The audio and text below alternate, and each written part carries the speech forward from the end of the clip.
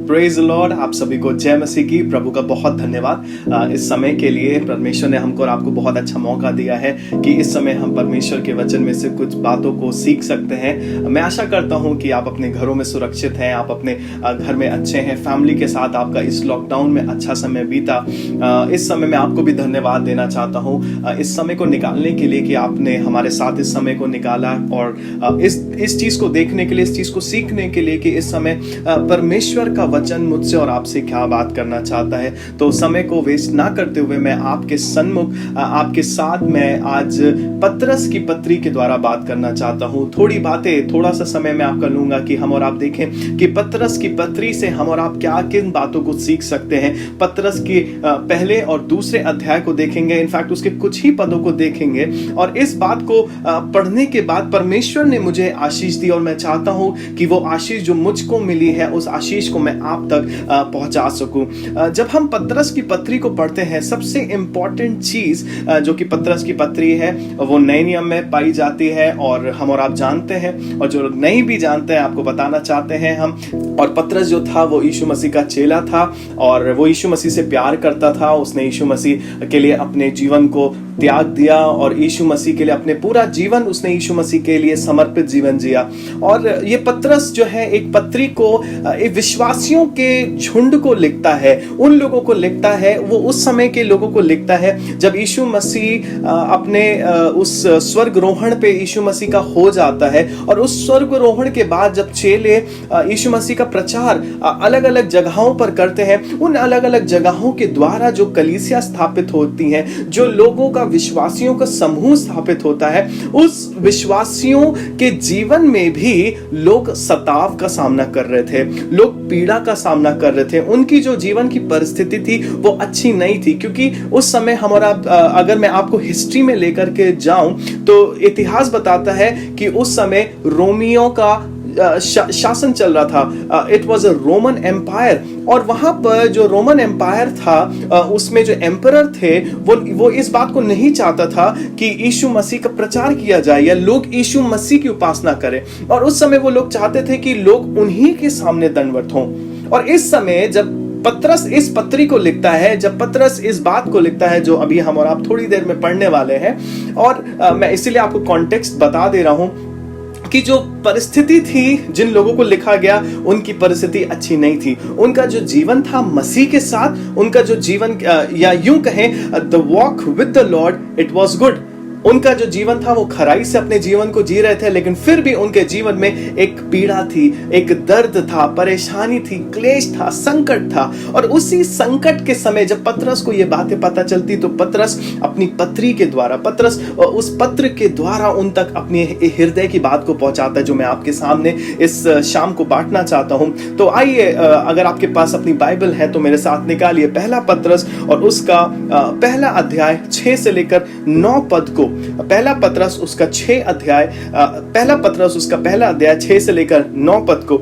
यहां पर परमेश्वर का वचन इस प्रकार से बताता है, पतरस लिखता है, और इस कारण तुम मग्न होते हो, यद्यपि अवश्य है कि अब कुछ दिन तक नाना प्रकार की परीक्षाओं के कारण उदास हो, और ये इसलिए है कि तुम्हारा परखा हुआ विश्वास जो आग से ताए हुए नाशमान सोने से भी कहीं अधिक बहुमूल्य है, यीशु मसीह के प्रकट होने पर प्रशंसा और महिमा और आदर का कारण ठहरो।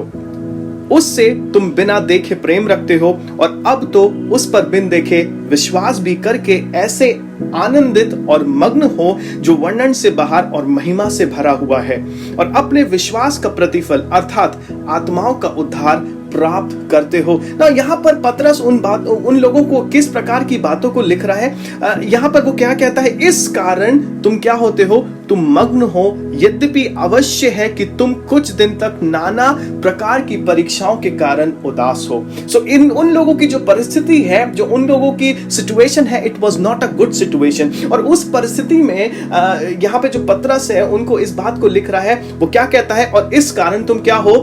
2 बातों पे मैं आपका आज ध्यान ले जाना चाहता हूं जो कि 6 और 8 पद में पाई जाती है। 6 पद में वो कहता है तुम क्या हो, मग्न हो, तुम खुश हो, तुम रिजॉइस करो। और 8 पद में वो लिखता है आनंदित और मग्न हो जो वर्णन से बाहर और महिमा से भरा हुआ है। परमेश्वर के लोगों, आज की शाम में आपसे कहना चाहता हूं कि इस समय आपकी परिस्थिति चाहे कैसी क्यों ना हो, इस समय आप चाहे पीड़ा से गुजर रहे हो, चाहे आप और आपका परिवार इस समय शायद संकट से गुजर रहा है, लेकिन फिर भी परमेश्वर एक ऐसा परमेश्वर है जो आपको आपके शोकित जीवन में, आपकी दुख भरी समय में भी परमेश्वर आपको आनंदित देखना चाहता है। आप कहेंगे, आप कैसे इस बात को कह सकते हैं? आपको नहीं पता कि हमारे जीवन की परिस्थिति या हमारे परिवार की परिस्थिति बहुत खराब है, हमारे बच्चों के जीवन की परिस्थिति, उनका फ्यूचर क्या होगा हमें नहीं पता, लेकिन फिर भी मैं आपसे इस बात को कहना चाहता हूं, क्योंकि परमेश्वर का वचन मुझको और आपको आज की शाम इस बात को इस पत्री के द्वारा क्या बताता है। पत्रस उन लोगों को किस बात के लिए लिखता है, किस कॉन्टेक्स्ट में लिखता है, किस परिप्रेक्ष्य में इस बात को लिखता है। वो क्या कहता है? वो कहता है कि चाहे तुम्हारी जो जीवन है, चाहे जो तुम्हारा परिस्थिति है, वो परीक्षाओं से भरा क्यों ना हो, लेकिन फिर भी तुम आनंदित और क्या हो, मग्न हो। Hallelujah, what a hope we have in Jesus. कितनी बड़ी आशा आज की शाम, आज इनफैक्ट यूं कहें इस रात में आज परमेश्वर मुझको और आपको इस वचन के द्वारा देता है। पत्रस उनसे इस बात को कहता है, उनकी परिस्थिति अच्छी नहीं थी, शायद आज मेरी और आपकी परिस्थिति भी अच्छी नहीं है, लेकिन फिर भी प्रभु का वचन क्या कहता है कि तुम आनंदित और मग्न हो। और 8 पद में वो क्या कहता है? आनंदित और मग्न हो जो वर्णन से बाहर और महिमा से भरा हुआ है, और अपने विश्वास का प्रतिफल अर्थात आत्माओं का उद्धार प्राप्त करते हो। हालेलुया। हम और आप किसके द्वारा कैसे आनंदित हो सकते हैं? हम कैसे मग्न हो सकते हैं? अगर इस समय, अगर यूं कहें हमारी परिस्थिति अच्छी नहीं है, अगर यूं कहें कि हमारा संकट से भरा समय जा रहा है, अगर यूं कहें हमारा जो समय है वो पीड़ा से भरा हुआ जा रहा है, लेकिन हाउ डू वी रिजॉइस? हम कैसे परमेश्वर पर आनंद करें? हम कैसे परमेश्वर की उपस्थिति में हम और आप मग्न हो? उसी के साथ साथ में एक पॉइंट और ऐड करना चाहता हूं, जो कि पहला पत्रस उसका 2 अध्याय और 20 पद में जो कि पत्रस उनसे कहता है यदि तुमने अपराध करके घूसे खाए और धीरज धरा तो उससे क्या बढ़ाई की क्या बात है, पर यदि भला काम करके तुम दुख उठाते हो और धीरज धरते हो तो ये परमेश्वर को भाता है। नाउ परमेश्वर का वचन कितनी स्पष्ट रूप से यहां पर इस बात को कहता है। पत्रस उनसे क्या कहता है कि अगर तुमने गलती करके, यानी कि वो कहता है अपराध करके तुमने घूसे खाए हैं और धीरज धरा हो तो उसमें क्या बात? अगर कोई गलती करके उसकी सजा भोग रहा हो तो कोई बड़ी बात नहीं है, क्योंकि वो अपनी गलती का कॉन्सिक्वेंसेस ही को भोग रहा है। लेकिन दूसरी बात में जो पत्रस एक बात को ऐड करता है, वो क्या कहता है? पर यदि भला काम करके, अच्छे जीवन, खराई से भरे हुए जीवन को जी करके अगर तुम दुख उठाते और तब धीरज धरते हो तो वो परमेश्वर को भाता है। हालेलुया। आज परमेश्वर कैसे हृदय को देख रहा है? परमेश्वर आज किस प्रकार के हृदय को देख रहा है? परमेश्वर आज टूटे हुए हृदय को देख रहा है, जो कि भला काम कर रहे हैं अपने जीवन में, जिन्होंने अपने जीवन में अब तक भलाई नहीं, अभी तक जिन्होंने अपने जीवन में भलाई की है, जिन्होंने अपराध करके घूसे नहीं खा रहे, जो अपराध करके, यानी कि यूं कहे परमेश्वर के राज्य के अगेंस्ट जाकर उन्होंने कुछ काम करके वो उस बात को नहीं भोग रहे हैं। लेकिन परमेश्वर का वचन क्या कह रहा है? पत्रस क्या कह रहा है? परमेश्वर को क्या भाता है? परमेश्वर को ऐसा दुख भाता है जो कि भला काम करके दुख उठाते हैं। मेरे प्रियो, अगर आज मैंने और आपने फैसला किया है यीशु मसीह के पीछे चलने का, यीशु मसीह के चेले होने का अगर हमने और आपने फैसला किया है, तो उस फैसले में एक बात आपको ध्यान रखना पड़ेगा कि हमारे और आपके जीवन में परीक्षाएं आती रहेंगी, हमारे और आपके जीवन में संकट और क्लेश आता रहेगा, लेकिन जो सबसे खूबसूरत बात है वो ये कि इस संकट और क्लेश में भी मेरा और आपका परमेश्वर मुझको और आपको आनंदित और मग्न करता है। You know, I am so excited. मैं बहुत खुश हूं इस बात को जो मैं आपके साथ बांट रहा हूं, क्योंकि मैंने उस बात से आशीष पाई है, और वो आशीष ये है कि डजंट मैटर हमारे जीवन में क्या चल रहा हो, डजंट मैटर आज परिस्थिति क्या है, yes we have to pray about it, but फिर भी आज परमेश्वर की शांति, परमेश्वर का आनंद और उसके साथ मग्न होने का अधिकार परमेश्वर अपने बच्चों को देता है। आमेन, हालेलुया। नाउ जो प्रश्न है कि एक व्यक्ति अपने दुख के समय में वो रिजॉइस कैसे करे? पहली बात, how can one rejoice in grief? कोई व्यक्ति अपने पीड़ा के समय में आनंद कैसे उठाए? और उसका जवाब है अपने उद्धार को देखते हुए, अपने उद्धार के ऊपर अपनी नजर को लगाते हुए हम आनंदित और मग्न हो सकते हैं, और हमको होना भी चाहिए। क्योंकि यहां पर जब पतरस इस बात को उन लोगों तक पहुंचा रहा है, उस बात को वो कहां से पहुंचा रहा है, किस बात से वो कनेक्ट करता है? जैसे वो कहता है ना, इस कारण तुम आनंदित और मग्न हो। प्रश्न ये, किस कारण? जब आप पहले अध्याय के 3 पद को पढ़ते हैं तो यहां पर लिखा है, पतरस कहता है, हमारे प्रभु यीशु मसीह के परमेश्वर और पिता का धन्यवाद हो, जिसने यीशु मसीह के मरे हुए में से जी उठने के द्वारा अपनी बड़ी दया से हमें जीवित आशा के लिए नया जीवन दिया। That means we know that we have eternal life. हमको पता है कि हमारा जो जीवन है वो इस पृथ्वी पर ही नाश नहीं हो जाएगा। यस, शायद एक दिन ऐसा होगा कि हम जरूर मरेंगे, हमारा शरीर कब्र में जाएगा, लेकिन हमारी आत्मा आजीवन परमेश्वर के उपस्थिति में ही रहेगी। 4 पद में वो लिखता है, अर्थात एक अविनाशी और निर्मल और अजर मिरास के लिए जो तुम्हारे लिए स्वर्ग में रखी है, जिनकी रक्षा परमेश्वर की सामर्थ से विश्वास के द्वारा उस उद्धार के लिए जो आने वाले समय में प्रकट होने वाली है की जाती है।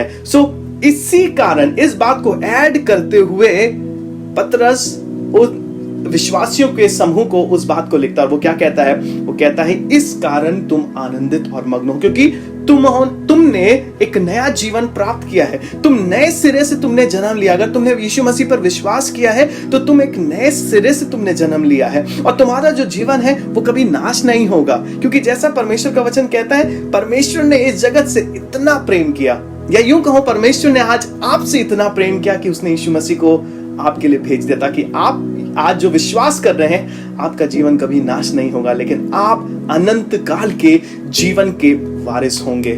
उस बात को देखते हुए आज विश्वासियों में आपसे कहना चाहता हूं कि मैं और आप मग्न और आनंदित हो सकते हैं।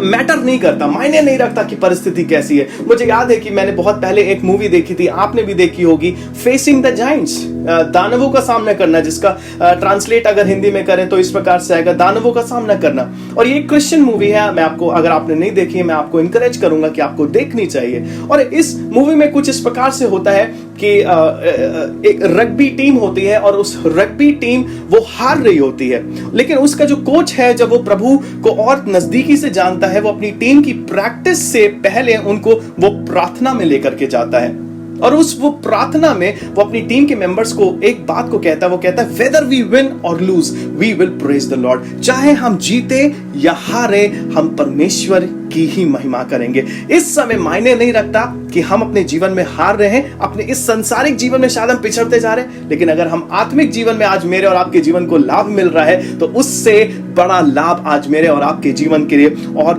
कुछ नहीं हो सकता। दूसरी बात कि उस उद्धार को जब हम ताकते हुए आनंदित और मग्न होते हैं, तो परमेश्वर हमको और आपको क्या देता है?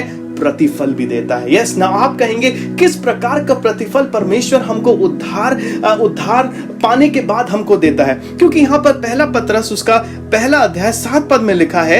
यहां पे 3 बातों को मैं आपके ध्यान को ले जाना चाहता हूं। यहां लिखा है, और ये इसलिए कि तुम्हारा परखा हुआ विश्वास, जो आग से ताए हुए नाशमान सोने से भी कहीं अधिक बहुमूल्य है, यीशु मसीह के प्रकट होने पर प्रशंसा और महिमा और आदर का कारण ठहरे। ये तीन प्रतिफलों को हम और आप अपने जीवन में देख पाएंगे। और ये प्रतिफल क्या है? प्रशंसा, महिमा और आदर। आज परमेश्वर का वचन हमको और आपको इस पतरस की पत्री के द्वारा बता रहा है कि जब हम उसके ऊपर अंत तक विश्वास रखे रहेंगे। देखिए इस 7 पद की जो पहली लाइन है, क्या लिख रही है? क्या पतरस कहता है? और ये इसलिए कि तुम्हारा कौन सा विश्वास? सिर्फ विश्वास नहीं, पतरस लिखता है, कहता है कि तुम्हारा परखा हुआ विश्वास। हालेलुया। आज अगर हम इस परिस्थिति से जा रहे हैं मेरे प्रियो, तो आज हमारा विश्वास परखा जा रहा है, आज हमारा जीवन परखा जा रहा है, आज हमारी सोच, हमारे विचार, हमारा रिस्पॉन्स टुवर्ड्स गॉड परखा जा रहा है। क्योंकि पतरस क्या कह रहा है? उस विश्वासियों के समूह को पतरस क्या कहता है? वो कहता है कि तुमने अच्छा काम किया है, यस, और इसलिए परमेश्वर तुम्हें देख रहा है। और इसलिए उनको क्या कहता है? और ये इसलिए कि तुम्हारा परखा हुआ विश्वास। हालेलुया। हालेलुया। एक व्यक्ति, एक विश्वासी के जीवन में दुख से और आनंद की ओर जब हम जाते हैं, हम अपने दुख की परिस्थिति में जब हम आनंद की ओर जाते हैं, तो हम अपने सामर्थ्य से नहीं जा सकते जब तक परमेश्वर मेरे और आपके जीवन में उपस्थित ना हो। हालेलुया। और यहाँ पर पतरस उनको कहता है कि यीशु मसीह के प्रकट होने पर प्रशंसा और महिमा और आदर का कारण ठहरे। हालेलुया। एक समय आएगा जब यीशु मसीह मुझको और आपको फेस टू फेस वो देखेगा और वो देखकर खुश होगा और मुझको और आपको ये इन 3 बातों का प्रतिफल देगा। और इन 3 बातों का प्रतिफल हम और आप परमेश्वर के वचन में कई और जगह भी पाते हैं। जब रोमियो उसके 2 अध्याय और उसके 29 पद को पढ़ते हैं तो पौलुस क्या कहता है, पर यहूदी वही है जो मन में है और खतना वही है जो हृदय का और आत्मा में है, ना कि लेख का। ऐसे की प्रशंसा मनुष्यों की ओर से नहीं परंतु परमेश्वर की ओर से आती है। Yes, there will be a time when God will reward you. एक समय आएगा कि परमेश्वर आपकी प्रशंसा करेगा, परमेश्वर आपको इस बात का प्रतिफल देगा। और दूसरा शब्द जो हमने देखा, प्रशंसा पहला शब्द, दूसरा शब्द महिमा। महिमा जब पहला पतरस उसका 5 अध्याय और उसके 4 पद में पढ़ते हैं तो पतरस उनको बाद में इस बात को कहता है, वो कहता है, और जब प्रधान रखवाला प्रकट होगा तो तुम्हें महिमा का मुकुट दिया जाएगा जो कभी मुरझाने का नहीं है। सो इसलिए आज मैं आनंदित और मग्न हूं और मैं आपको इनकरेज करना चाहता हूं, इस परिस्थिति में भी आप आनंदित और मग्न हो, क्योंकि यीशु मसीह आने वाला है। वो प्रधान रखवाला प्रकट होने वाला है और हमें नहीं पता वो कब प्रकट हो जाएगा, लेकिन हमको अंत तक अपने विश्वास को धरे रहना है और अपने जीवन को खराई के साथ चलना है। क्योंकि वो क्या कहता है, पतरस उनसे क्या कहता है, मैं आपके लिए पढ़ना चाहूंगा जो मैंने आपको बताया था, पहला पतरस 2 और 20 अध्याय 20 पद, क्योंकि यदि तुमने अपराध करके घूसे खाए और धीरज धरा तो उसमें क्या बढ़ाई की क्या बात है। कोई उसमें परमेश्वर कहेगा तुमने तो गलती करी है तो ठीक है, उसका खामियाजा भुगतना है, लेकिन लिखा है पर यदि भला काम करके अगर दुख उठाते हो और धीरज धरते हो तो वो परमेश्वर को क्या करता है, भाता है। हालेलुया। तीसरी बात जो यहाँ पर इस पद में पढ़ते हैं, प्रशंसा हमने पहला देखा, दूसरा महिमा, तीसरा आदर। जब हम और आप लूका रचित सुसमाचार उसके 12 अध्याय और उसके 37 पद को पढ़ते हैं, मैं आपके लिए पढ़ूंगा। यहाँ लिखा है, धन्य है वे दास जिन्हें स्वामी आकर जागते पाए। मैं तुमसे सच कहता हूं कि वो कमर बांधकर उनको भोजन करने को बैठाएगा और पास आकर उनकी सेवा करेगा। God will honour you. परमेश्वर आपका आदर करेगा। और कब करेगा आदर? अगर मैं आपके लिए फिर से पढ़ूं कि जब वो स्वामी आएगा, जब वो उन लोगों को जागते हुए पाए। हालेलुया। जब वो अपने दास को जागते हुए पाए। आज दास सिर्फ प्रभु के सेवक नहीं है, आज दास हर वो व्यक्ति है जो प्रभु की संतान है। हमारा स्वामी एक दिन आएगा और वो हमको जागता हुआ देखना चाहता है। That is his Dzire. वो उसकी इच्छा है कि जब वो आए तो वो हमको जागते हुए पाए, क्योंकि जो जागते हुए लोग होंगे उनके साथ वो क्या करेगा, भोजन करेगा। दैट मीन्स उनके साथ फेलोशिप करेगा, अनएंडिंग फेलोशिप करेगा, एक ऐसी संगति करेगा जो कभी खत्म नहीं होगी। हालेलुया। 3 बातों को हमने देखा अभी इस आज की शाम में पतरस की पत्री में, जो कि पतरस ऐसे समूह को लिखता है जो कि सताव से गुजर रहे हैं, ऐसे समूह को लिखता है जो कि पीड़ा से गुजर रहे हैं, ऐसे समूह को लिखता है जो कि बहुत क्लेश से गुजर रहे हैं, ऐसे समूह को लिखता है जिनको नहीं पता कि उनके जीवन में आगे क्या होने वाला है, बट फिर भी वो उनको आशा की बातों को लिखता है, जो कि परमेश्वर का वचन आज इस शाम को मुझको और आपको देता है। और वो क्या देता है? 3 बातों को देता है। आज की शाम इन 3 बातों को मैं आपके साथ बांट करके खत्म करना चाहूंगा। प्रशंसा, महिमा और आदर। हमारे संकट के समय में भी परमेश्वर इन तीनों चीजों से हमको भरना चाहता है, लेकिन कब भरेगा? जब हम और आप अंत तक धीरज धरे रहेंगे। एक बात जो मैं आपके साथ बांटना चाहता हूं कि कई बार प्रश्न हमारे मनों में उठते हैं, और वो प्रश्न ये कि आखिर हमारे जीवन की परख क्यों होती है, अगर हम पीड़ा से क्यों गुजरते हैं? उसका जवाब हम और आप पहले पतरस उसके पहले अध्याय और 7 पद में पाते हैं। यहां लिखा है, और ये इसलिए है कि तुम्हारा परखा हुआ विश्वास और आग से ताए हुए नाशमान सोने से भी कहीं अधिक बहुमूल्य है, यीशु मसीह के प्रकट होने पर प्रशंसा और महिमा और आदर का कारण ठहरे। यानी कि जब हम पहले पदों को इनको पढ़ते हैं, यहां लिखा है कि तुम्हारा विश्वास। कौन सा विश्वास? परखा हुआ विश्वास। There are times when we go through trials, जब हम ट्रायल से होकर के जाते हैं, जब हम पीड़ा से होकर के जाते हैं, कई बार वो हमारे जीवन के विश्वास के परख से जुड़ी हुई होती है। इसको हम इस प्रकार से समझ सकते हैं, एक स्टूडेंट की लाइफ कैसी होती है, एक विद्यार्थी की लाइफ कैसी होती है। वो सिर्फ हमेशा जब उसका एडमिशन कराया जाता है तो वो सिर्फ नर्सरी में नहीं रहता, वो नर्सरी में एग्जाम देता है, फिर वो धीरे धीरे अपने क्लास को आगे बढ़ाता है, first, second, third, fourth, fifth, class 12 तक कैसे पहुंचता है? विदाउट एग्जामिनेशन क्या वो पहुंच सकता है? बिना एग्जाम दिए क्या वो पहुंच सकता है? नहीं, एग्जाम देता है। कई बार कुछ बच्चे फेल हो जाते हैं और उनको फिर से उसी क्लास में रिपीट करना होता है। जब तक उन बातों को वो सीख ना ले तब तक वो आगे नहीं बढ़ सकते हैं। मेरे और आपके जीवन, परमेश्वर के राज्य में भी मेरा और आपका जीवन कुछ इसी प्रकार से मेरे प्रियो। कई बार हम ट्रायल से गुजरते हैं, संकट से गुजरते हैं, पीड़ा से गुजरते हैं, क्योंकि वो समय मेरे और आपके विश्वास के परख का समय होता है। जब समय अच्छा है, ओ प्रेज द लॉर्ड, सब कुछ अच्छा है, लेकिन जब समय बुरा है तब क्या हमारे मुख से आनंद की बात निकलती है? तब क्या हमारे मुख से हम परमेश्वर को धन्यवाद देते हैं? तब क्या वाकई हम मग्न होते हैं? तब या हम कहते हैं प्रभु हमने तो इतना किया लेकिन फिर भी तू हमारे लिए नहीं कर रहा? क्या हम ऐसा करते हैं? आज मेरे और आपके लिए बहुत बड़ी चीज है, और 3 प्रश्न को मैं आपके साथ छोड़ कर के जाना चाहता हूं। क्या आप ऐसे कठिन परिस्थिति में यीशु पर विश्वास करते हैं? क्या इस महामारी के समय में आप यीशु मसीह पर विश्वास करते हैं?